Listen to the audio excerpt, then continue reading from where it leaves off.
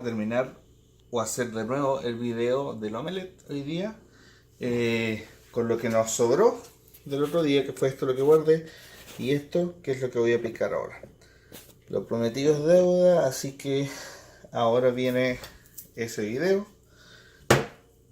Y bueno, ahora prometo no cagarla.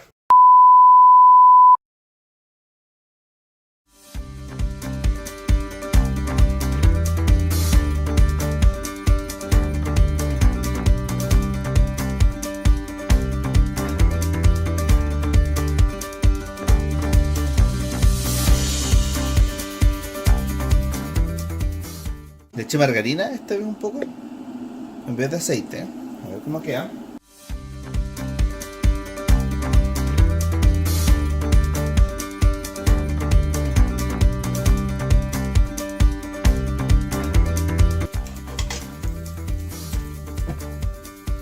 Ups.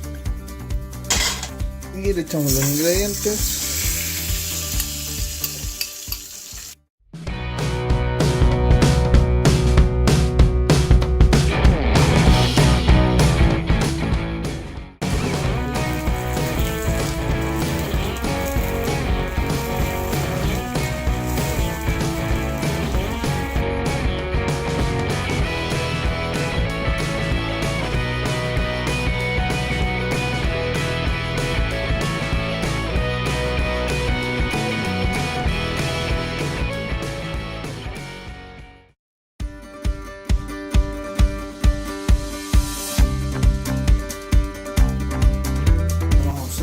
Como ya saben, porque este sartén es muy chico, la técnica del plato, que es así, simplemente.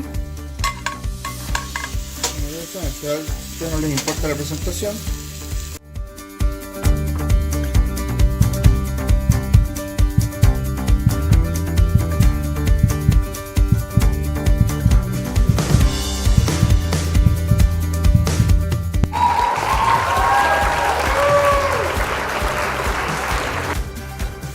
última vuelta.